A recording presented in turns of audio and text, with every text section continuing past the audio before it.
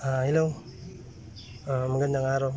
May tanggap tayong panibagong welding inverter. YAMATO yung brand. Bali MMA-200. Ang sabi nung may-ari nito, may pumutok daw sa loob, so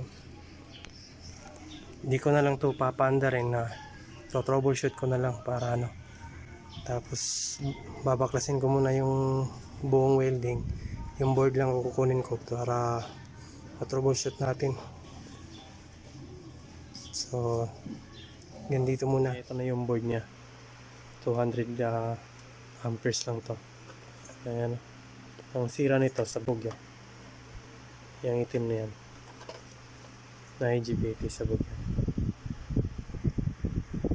Ayan. Tapos dito sabog din yung mylar.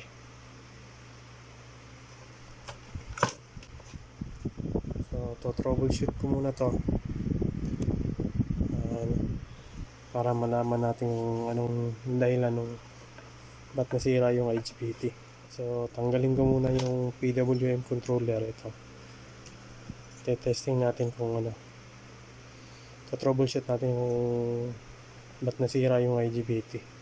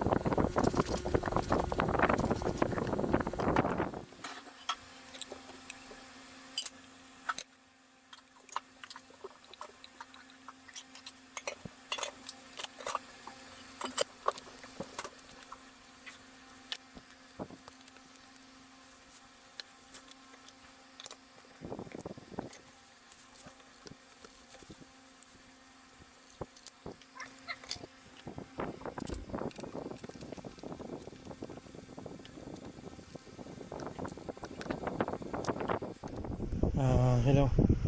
Natanggal na natin yung PWM. Ito na yung PWM. So troubleshoot natin to ba't sumabog yung IGBT. Kailangan natin i-troubleshoot to kasi hindi tayo pwedeng maglagay ng bagong IGBT kung hindi natin troubleshoot tong PWM board na to. So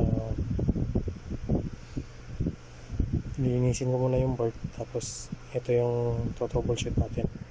Tanggalin natin itong dalawa yan itim, sigurado sunugin tanggalin muna natin.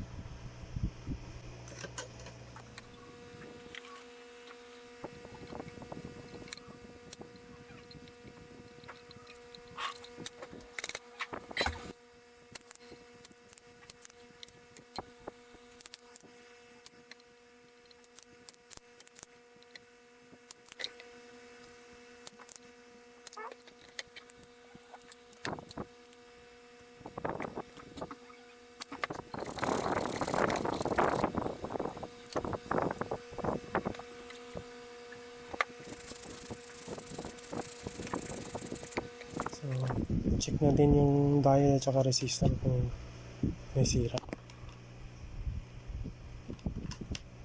Sigurado ako may sira kasi sabog yung mga IGBT.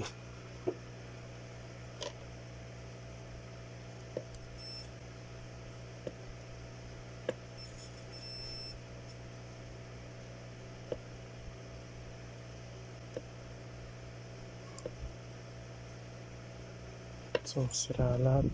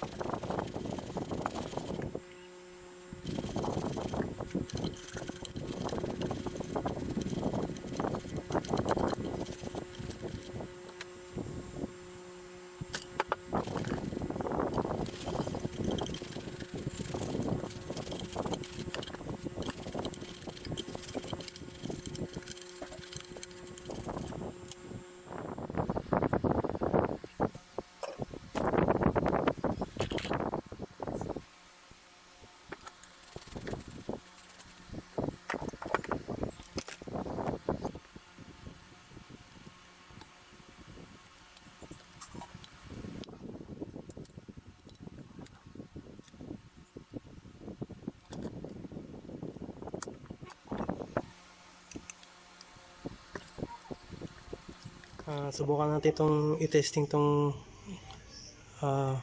welding inverter na YAMATO yung brand, MMA-200. So nakasaksak na to. On ko na lang yung welding. Dito pala yung on sa harapan. So on ko na. Yan. Tingnan na yung fan. So settings natin ng andyan na lang 140. So testing natin yung welding.